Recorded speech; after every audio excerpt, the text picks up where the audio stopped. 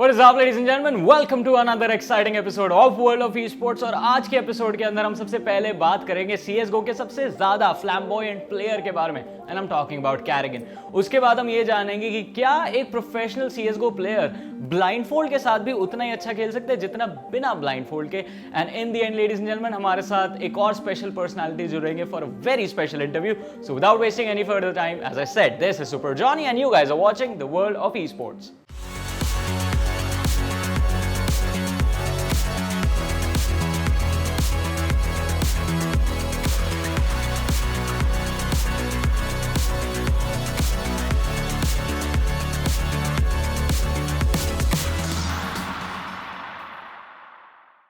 अगर कैरिगन की बात करें, he has an impeccable track record.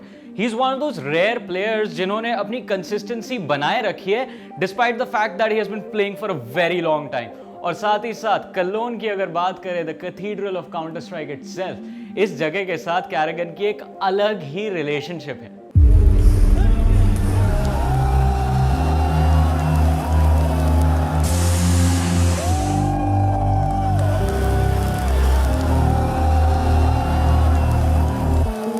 Looking at Cologne and its history, it all started in 2014, and the first team I went with was Copenhagen Wolves. I remember it wasn't the big Land 6 arena we know by now, but it was a small arena with crowd, and we lost to Navi, I think, and without a tournament right before playoffs, if I remember correctly. So yeah, it all started there, and then obviously next year we started getting the big arenas, and it became like a dream to win Cologne.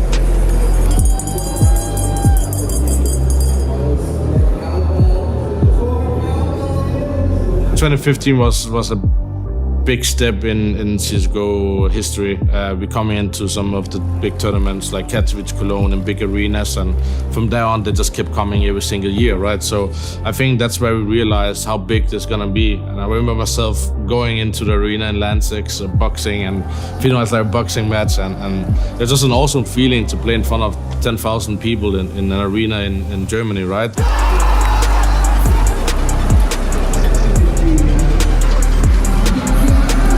It was just like this first time I realized this is actually what we've been fighting for so many years, and this is just the first step, and it's gonna be many more events to come. I think everybody who played the first Cologne in 2015 with big arena just knew that every single time and every single year it comes, we just want to win that tournament, because it became a really important step in CSGO history that we actually could fill up arenas with 10,000 people.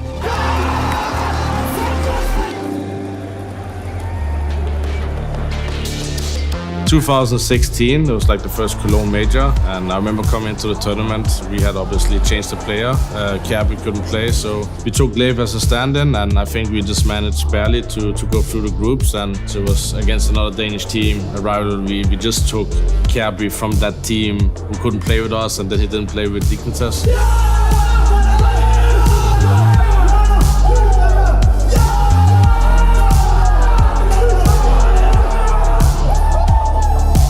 By winning 16-14 and qualifying to get top 8, and like I said, it's like directly invite for the next major. It was so big to make. We had the sticker capsules, we had everything. It was very new at that point, right? That was a really important moment for us, because it's like when you go through a lot of stuff during a tournament, losing a player, playing with a stand-in, you're just trying to do your best. And I think it was just like happiness at that moment that we managed to do it. And obviously we lost to Pre during that tournament. He was hospitalized.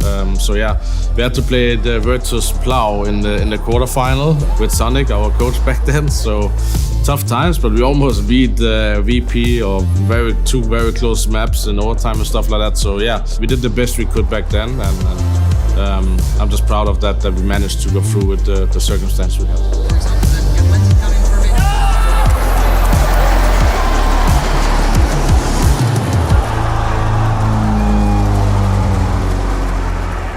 Yeah, I think that was a big step in my career after the Astralis time ended, and my time in Astralis was over.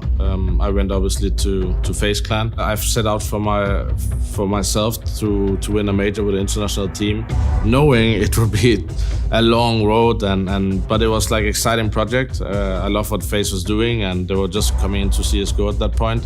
I had some of the stuff I wanted, I couldn't get in Astralis, so it just felt like a match in heaven.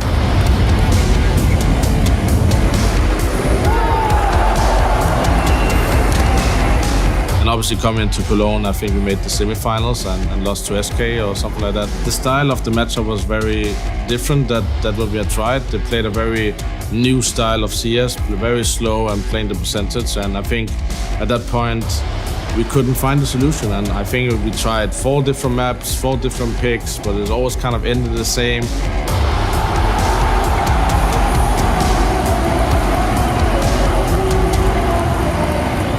I think that was a mix of everything. I think the style we had to play against them was tough, and also like in the end it was a mental thing. At some point I was like 17 map loss against SK and only 4 map wins. So it was a really tough one. I think to this day it was the toughest matchup in my whole career to find the solution, because every time we played them it was tough to try to reinvent ourselves and try to think what we could do different, right? But I also learned from that not to overthink it, because sometimes you have to just believe your style will at some point overwin the enemies.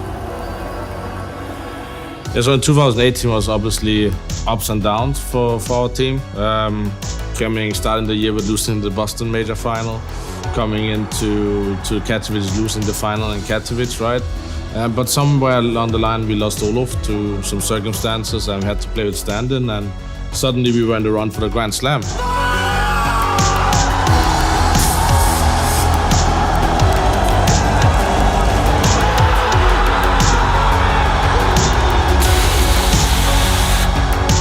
We went 2 events with Chroman and Exist, and that meant coming into Cologne 2018, we had a chance to win the Grand Slam. It was a very turbulent time for the team. We didn't practice much. We didn't know when Olof would come back, but that was the feeling about that team. Once we hit the stages and the arenas, you knew that people will play really, really good, because it is players like Nico and Guardian, and once they hit the arena days, they're just different beasts.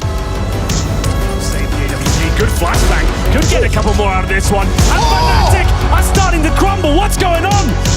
That's one of those times where you realize don't be too happy before you actually play the game, because I think that was the feeling of the team. We're actually gonna play big in the semi-final, and if we win that, we are 1 game away from winning the first Grand Slam ever, right? We end up losing to big, right? And they play a fantastic tournament. But yeah, that's one of the times where you wish you would have a different thinking and maybe respect the enemies you play in a semi-final. But yeah, lesson learned for sure.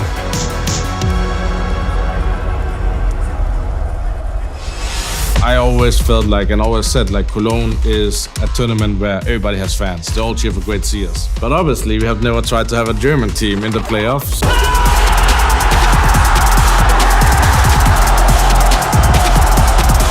Playing big in that Cologne arena was something very special. It was like, normally it's 50-50 crowd on both sides, but here was like 90% German fans suddenly, right? And I think it was a cool experience and a live experience for the big players. They played great and they won against us and made the final, right?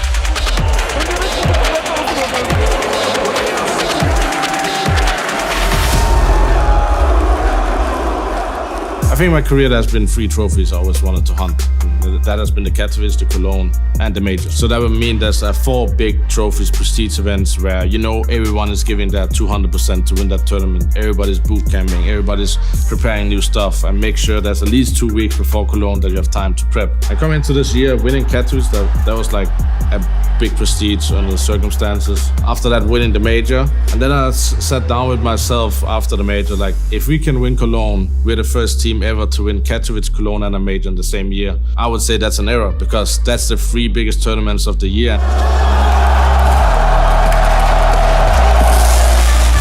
Right now we're aiming really hard to win that Cologne, and hopefully in some way we're gonna have some stupid losses before, so we don't feel like a machine or inhuman at the Cologne, because I think we need to be able to hit a good balance between an overconfidence and respect of the enemies.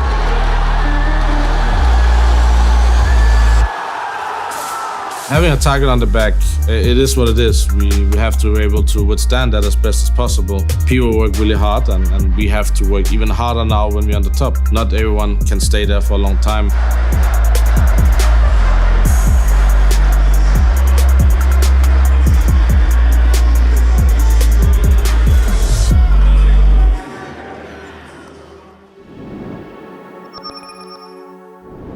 तो team एंस एक नया training regime try कर रही है।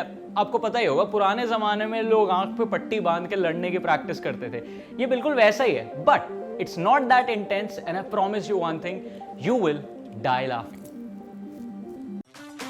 Go to the safe instantly. You can Turn see left. Oh, you see him. Left, down, left, left. A little Watch. bit down, More a left, little more bit left. down, a little bit down. Shoot. Left Right down, side, left down, right. A left bit, down, a bit. left No, down, a bit left left. down. Shoot, shoot. Right, right. I can see. Run forward. Go behind. Go behind. Go back. You didn't. Go forward. Go forward.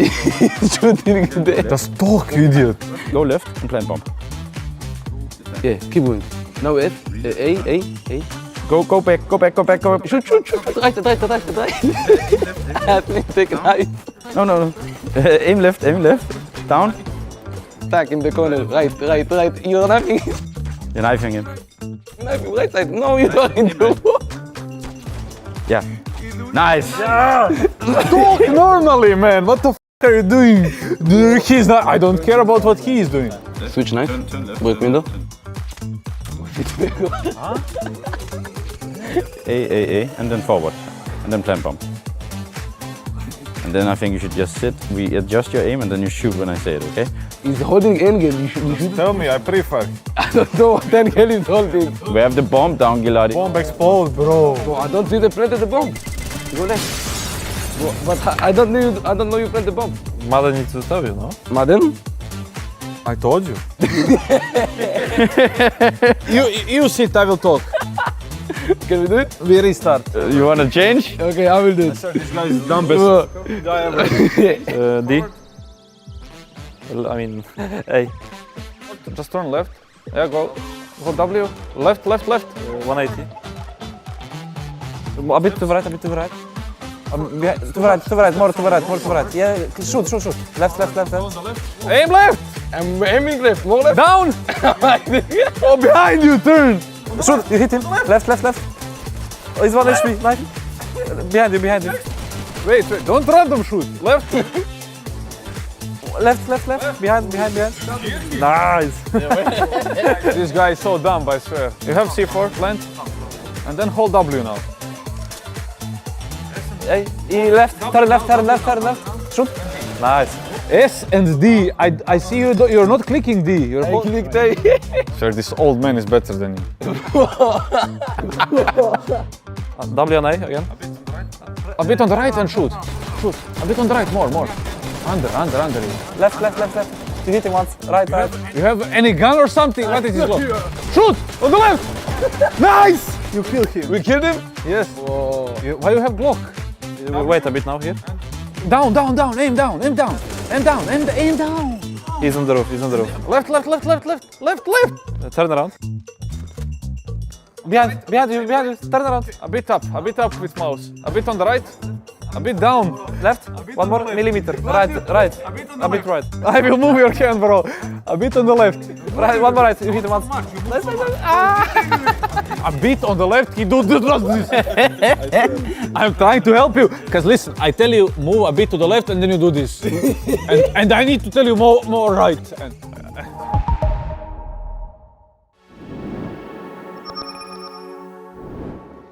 Alrighty, ladies and gentlemen, एक और exciting interview में आप लोगों का स्वागत है और आज हमारे साथ जुड़े हैं कॉल ऑफ ड्यूटी मोबाइल की दुनिया से KGI. So KGI, how are you doing? I'm good. How are you? I'm doing good as well, but आपने तो सिर्फ गुड बोला, मैं तो बोलूँगा आप वेरी गुड कर रहे हो क्योंकि बैटल रॉयल की ट्रॉफी जीते सीजन 1 की call of duty mobile India challenge and you recently hit 35,000 subscribers on YouTube. So congratulations on that. कैसा लग रहा है? Thank you so much. बहुत बढ़िया फील कर रहा हूँ एंड क्यों ना हो, क्योंकि इंडिया के लिए पहली बार कुछ बड़ा आया था बिहार के इसमें एंड पहला ही हम जीत गए. Team KGI has won it. So yeah of course feeling बहुत अच्छा लग रहा है. आई मीन जैसा आपने मेंशन किया कि बैटल रॉयल के लिए पहली बार इंडिया में कुछ इतना बड़ा देखने को मिला था. यूजुअली सारी लाइमलाइट जो होती है वो मल्टीप्लेयर वाले ले जाते हैं, बट इस बार आपको और आपकी टीम को मौका मिला अपने टैलेंट दिखाने का, अपनी गेमिंग स्किल्स दिखाने का. You guys did it perfectly. Congratulations on winning the trophy as well. But आपसे आपकी जर्नी जानना चाहूँगा मैं, like what made KGI and how did it all begin? तो सबसे पहला सवाल, what got you into gaming? So gaming तो इट्स नॉट लाइक कि मैं डायरेक्ट COD खेलना स्टार्ट किया हूँ. I have been a gamer to be very honest my whole life. क्योंकि मैं 2003 से गेमिंग में हूँ। I used to play Counter Strike a lot. बचपन से ही बहुत ज़्यादा पीसी गेम्स का शौक था, तो साइबर कैफेज जा के गेम खेलना तो चलता ही रहता था, बट वो कभी छूटा नहीं मुझसे। जो गेमिंग का जो पार्ट था वो हमेशा मेरे साथ रहा। तो used to play Counter Strike almost 3 to 5 hours every day. तो Wow. अचानक हाँ, अब दिमाग में आया कि ऐसे भी खेल रहा हूँ तो why not go live on YouTube and see कि क्या होता है। जैसे बाकी स्ट्रीमर्स को देखा कि वो लोग अच्छा कर रहे थे, तो आई थॉट कि चलो जो मैं खेलता हूँ उसी को मैं स्ट्रीम करूँ एंड देखते हैं क्या रिस्पॉन्स आता है। But later on I saw कि इंडिया में इतना कुछ खास पीसी गेम्स को रिस्पॉन्स है नहीं। तो देन आई स्टार्टेड डिगिंग, और फिर मुझे उसी टाइम पे दिखा कि कॉल ऑफ ड्यूटी जो गेम है उसका मोबाइल वर्जन आया हुआ है।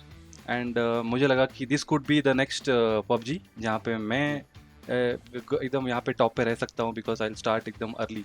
तो that's how I started COD, and 3 साल बाद हम यहाँ पे हैं। अच्छा, 3 साल आपने इस गेम को दिए हैं एंड वी ऑलवेज, जब भी हम लोग बात करते हैं ई स्पोर्ट्स एथलीट से, हम लोग उनके अचीवमेंट्स की बात करते हैं, हम लोग बात करते हैं उनके सक्सेस के बारे में। आपकी 3 साल की जर्नी रही है कॉल ऑफ ड्यूटी मोबाइल के साथ and this was I believe the first trophy you one, right?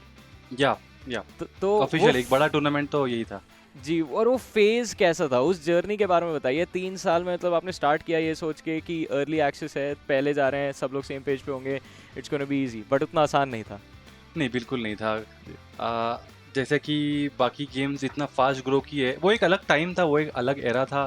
Free internet नया नया आया हुआ था, पबजी नया नया लॉन्च किया हुआ था, तो वो एक अलग एरा था। बट आई डोंट थिंक अब कोई नया गेम आएगा और उतनी पेस से ग्रो करने वाला है। बट स्टिल हमारे पास अभी भी बहुत बड़ा स्कोप है। अभी ई स्पोर्ट्स की शुरुआत भी नहीं हुई है, ये तो एक छोटा सा प्लांट है।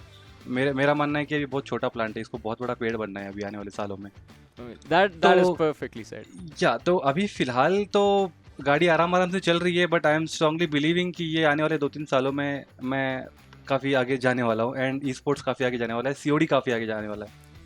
आई मीन उम्मीद इसी बात की रहेगी, कॉल ऑफ ड्यूटी मोबाइल की कम्युनिटी जो धीरे धीरे करके हमने जो ग्रोथ देखी है with in the last 3 years, it keeps on going. और अब तो टूर्नामेंट्स भी आ रहे हैं, बैटल रॉयल और मल्टीप्लेयर के 2 अलग अलग प्राइस पूल इतने बड़े बड़े इस बार हमको CODM इंडिया चैलेंज में देखने को मिले।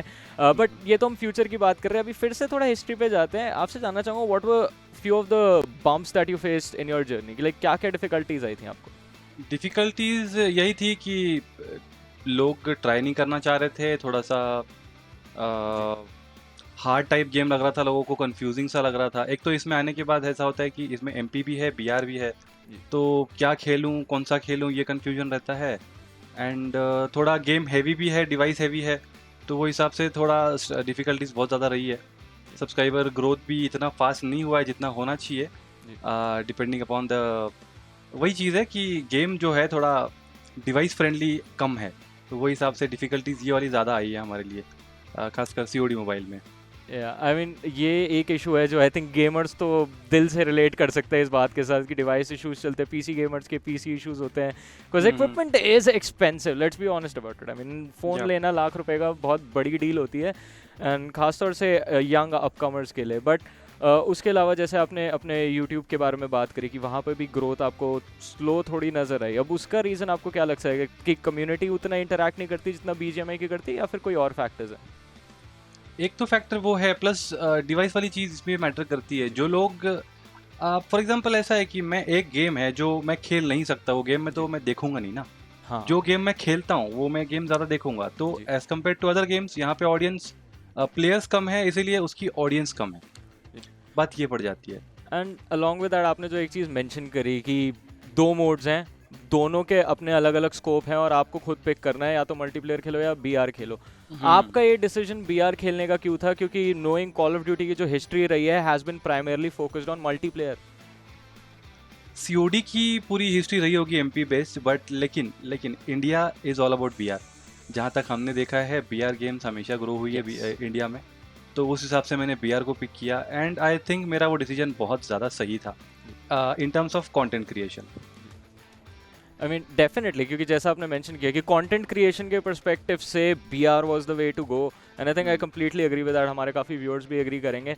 बट अपार्ट फ्रॉम दैट, जैसा अभी एक रीसेंट, आई मीन जो हॉट टॉपिक इन दिनों चल रहा है, that is the recent game ban of BGMI जो बैन तो नहीं बोलेंगे, थोड़े दिन का सस्पेंशन अभी उसे कहा जा रहा है, जब तक प्रॉपर वर्डिक्ट नहीं आता we don't know what's gonna happen. तो उस बारे में आपके क्या थॉट्स है? बिकॉज एक डेवलप्ड सीन बन चुका था BGMI का इस कंट्री के अंदर, and all of a sudden people have nothing to do now. तो अगर देखा जाए तो कहीं ना कहीं COD को फ़ायदा होगा एंड एंड ऑफ डे मुझे फ़ायदा होगा, बट अगर ओवरऑल देखा जाए तो ये एक हम पीछे जा रहे हैं। जैसे कि BGMI is leading the e sports in India. जैसे जब BGMI ग्रो करेगा तो ई स्पोर्ट्स ग्रो कर रहा है दिखेगा, एंड उसके साथ साथ जो बाकी गेम्स है वो भी कहीं ना कहीं ग्रो करेंगे। तो जब एक लीडर जो है, जब लीडर को गिराया जाएगा तो बाकी जो छोटे छोटे हैं वो नहीं ग्रो कर पाएंगे, जहाँ तक मेरी समझ है। तो ऑफ कोर्स ये नहीं होना चाहिए। ई स्पोर्ट्स अच्छा खासा ग्रो कर रहा था, टीवी पे BGMI आ चुका था, इससे बढ़िया और क्या ही चाहिए अपने को। तो I think the game should come back and e sports को सब एक साथ मिलके ग्रो करना चाहिए। आई मीन डेफिनेटली, और उम्मीद इसी बात की रहेगी कि गेम जल्दी से जल्दी हमको वापस आता हुआ नजर आए। एंड अपार्ट फ्रॉम दैट, जैसे आपने मेंशन किया कि कॉल ऑफ ड्यूटी मोबाइल को इससे थोड़ा सा फ़ायदा हो सकता है कि जब तक BGMI नहीं है, एक बहुत बड़ी ऑडियंस है जिनको देखने के लिए कुछ चाहिए, एंटरटेन होने के लिए कुछ चाहिए। अब being a content creator yourself, आपको क्या लगता है कि कॉल ऑफ ड्यूटी मोबाइल के जितने कंटेंट क्रिएटर्स हैं, जो पर्सनैलिटीज़ हैं, उनको ऐसा क्या करना चाहिए कि वो ऑडियंस कैप्चर कर पाएँ थोड़ी सी? तो उन लोग को सबसे पहले तो कंसिस्टेंसी बनानी चाहिए अपने कंटेंट क्रिएशन में, और जो है कुछ इस तरह से कंटेंट बनाएं कि अब ऐसा लगे कि नए लोगों को सिखाया जा रहा है। जी। तो जैसे BGMI के पूरे प्लेयर्स सारे BR वाले हैं, बैटल रॉयल वाले हैं, तो इनको जो है बैटल रॉयल का कंटेंट क्रिएट कर करके ऐसा कंटेंट बनाए कि BGMI वालों को ये समझ में आए गेम की ये स्टार्ट कहाँ से करना है। अब BGMI वाले जब आते हैं तो उनके दिमाग में पूरा BGMI का गेम प्ले रहता है, तो यहाँ आके वो चीज़ें अलग देखते हैं, उनको पूरा कन्फ्यूजन लगता है। तो कंटेंट क्रिएशन इस तरह से हो कि उन लोग को समझ में आए कि ये चीज़ क्या है, वो चीज़ क्या है, and they should try and understand the game. And जब गेम समझ में आएगा तो मज़ा आएगा तो फिर इस पर टिके रहेंगे। एग्जैक्टली, गेम को समझना है, उसको खेलना भी ज़रूरी है, और तभी लोग एंटरटेन हो पाते हैं। I think that is perfectly said. Hopefully आपकी तरफ से भी कुछ एजुकेशनल कंटेंट हमको अगले दिनों में और ज़्यादा आता हुआ नज़र आए। इज दैट मेरे यहाँ रोज रहता है, every day I have 5 hours of stream जहाँ पे मैं हर चीज़ watch and learn. That's the best way. मजे आते हैं आपको करने में, ऐसा गेम खेलते खेलते अचानक से समझा रहे हो? मैं इसलिए बहुत मजा आता है। इवन जब कोई पूछता है कि भाई ये वाली गन कैसी है, तो आई लिटरली वेट, मतलब गेम चालू है, मैं बीच में रुकता हूँ, मैं स्प्रे करता हूँ दीवार पे विदाउट रिकॉइल कंट्रोल के साथ, मैं पूरा उसका बता देता हूँ कि बाबा ये वाली गन जो है ये इस तरह से चल रही है, आपको ये कहाँ यूज़ करनी, कैसे यूज़ करनी, ये सारी चीज़ें मैं चलते बता देता हूँ। आई मीन, और ऐसा ही होना चाहिए। I mean, as a streamer अगर आप इंटरेक्ट करें अपनी ऑडियंस के साथ, ऑडियंस और ज़्यादा खुश रहती है, दे गेट एंटरटेन्ड, और आपसे बात करके तो और भी ज़्यादा खुश हो जाते हैं। बट KJ, एक आखिरी चीज़ पूछूंगा, what would be your message to the gamers? क्योंकि आप कॉल ऑफ ड्यूटी मोबाइल के साथ 3 साल से रहे, you struggled quite a lot in your early days, अभी बूम आपको देखने को मिल रहा है, एंड ये ग्रोथ आगे भी बढ़ती रहेगी। तो जब वो स्ट्रगलिंग फेज होता है, most of the people they just give up कि यार यहाँ पे नहीं हो पा रहा है, उन लोगों को आप क्या मैसेज देना चाहोगे कि किस तरह से परसिवियर करना और आगे बढ़ना है? तो मेरा ये सजेशन रहेगा, जो मैंने पर्सनली एक्सपीरियंस किया है, अपने को स्टेप बाय स्टेप सोचना है कि अगर मैं ये करता हूँ तो इसका रिजल्ट क्या मिलेगा जी, तो क्या ये करने में फ़ायदा है, ये सारी प्लानिंग करके करना होता है। ऐसा नहीं है कि बस आज मज़ा आ रहा है तो आज किया, कल नहीं आ रहा तो छोड़ दिया। ऐसा बहुत बार हुआ है। इवन एट दिस मोमेंट मैं किसी एक टेंशन में हूँ कि कुछ स्पॉन्सर्स थे जो चले गए, but still I have to think कि अब वो नहीं है तो अगला क्या करना है और उसके लिए कैसे मेहनत करनी है। एंड उसमें ये मैं एक और चीज़ ऐड करना चाहूँगा कि 2 दिन के टेंशन के बाद एक नया कोई मिल भी जाता है और फिर मैं अपनी जो भी फिल इन द ब्लैंक्स थे वो भर जाते हैं वापस। तो आपको बस काम करते रहना है जी, काम करते रहना। एंड आई थिंक एक पॉइंट यहाँ पे मैं बस ऐड करूंगा, एंड आई थिंक आप भी एग्री करेंगे, हमेशा वो चीज़ याद रखो कि व्हाई यू स्टार्टेड, लाइक क्या रीज़न था जिस वजह से आपने शुरू किया, and that sort of motivates you till the very end. But KJ, this has been a lovely conversation. Thank you so much for joining us for this interview. उम्मीद है एक और ट्रॉफी उठाएंगे, एक और इंटरव्यू उसके बाद करेंगे हम लोग जल्दी। बिल्कुल बिल्कुल, जैसे ही अनाउंसमेंट होता है एक और टूर्नामेंट का, of course team KGI will be there. Yes, and you guys stay tuned because we have a lot more in store for you coming up next. So guys, आज के लिए बस इतना ही। मैं आप लोगों से फिर मिलूंगा हमारे अगले एपिसोड में, एंड अलॉन्ग विद दैट यहाँ पे हम काफी सारा कंटेंट डालते हैं नॉट वन गेमिंग के यूट्यूब चैनल पे। So subscribe to the channel, hit the bell icon and do like and share this video to show your support as well. Until next time, take care, bye.